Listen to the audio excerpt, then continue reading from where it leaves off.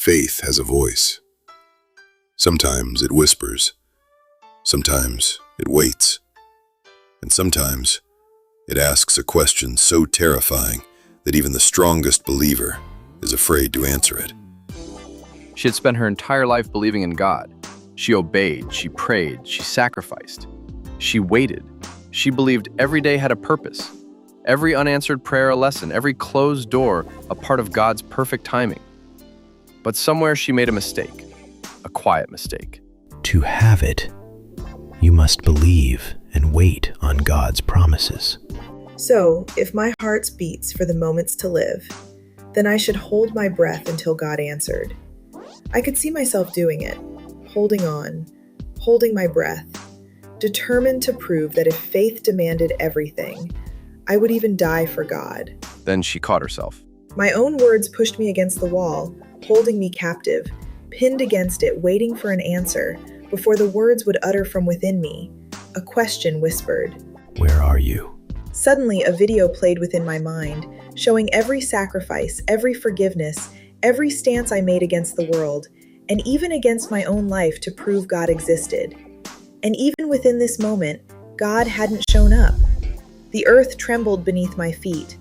I felt hell was on its way to capture its score against God. The realization ignited a war inside me. My chest tightened, my breathing grew shallow. Questions I had buried for decades clawed their way toward the surface. Why would God ask me to wait my whole life? What kind of promise is fulfilled after the dream has already died? What if God's answer comes in the very moment He calls me home?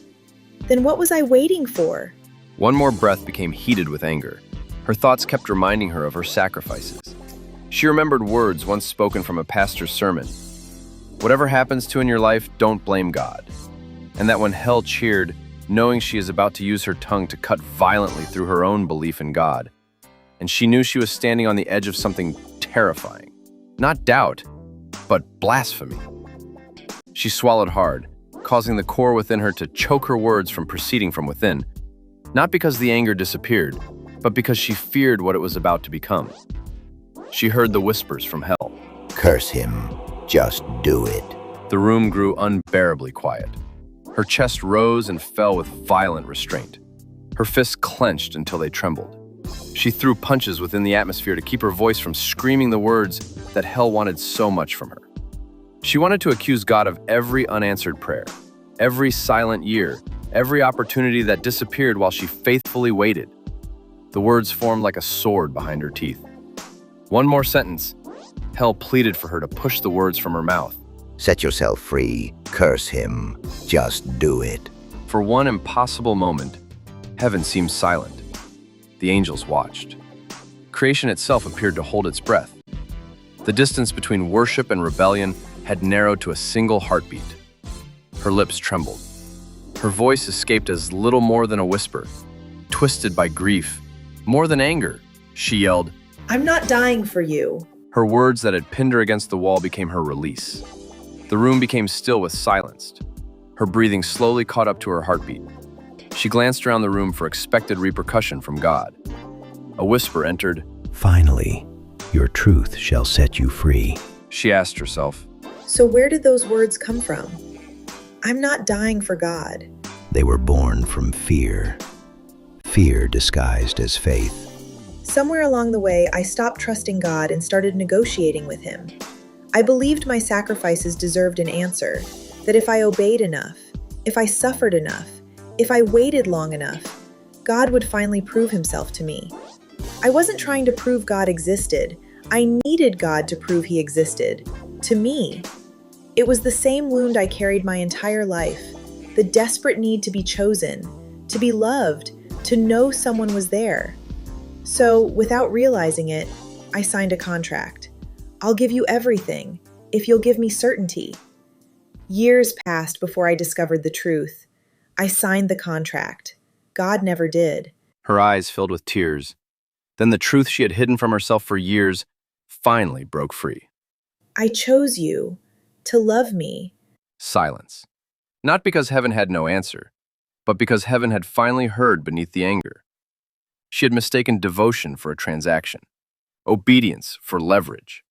waiting for proof instead of resting in promise. She wanted certainty. God wanted trust.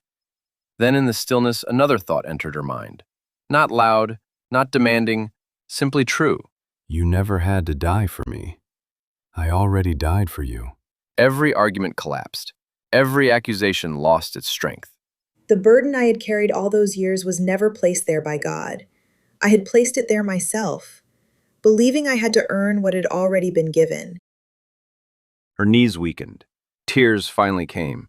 Not tears of defeat, tears of release. For the first time in her life, she understood. Faith was never holding her breath until God answered. Faith was breathing, while trusting God already had. The room remained silent, but it no longer felt empty. It felt occupied, not by proof, by presence. And for the first time, waiting no longer felt like dying.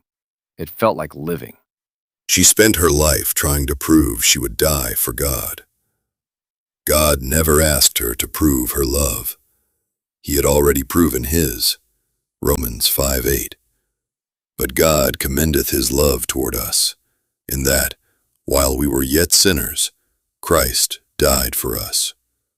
Romans 5:8 shifts the focus away from human effort and toward God's demonstrated love, reinforcing the idea that the relationship begins with what God has already done, rather than what must be proved. Mixed Emotions is a collaboration of audio short stories solely created from imagination for entertainment purpose only. In the event these stories may reflect some incidents of reality of any person's life or situations of any institutions, not intended but coincidental. Enjoy Mixed Emotions short stories by VG.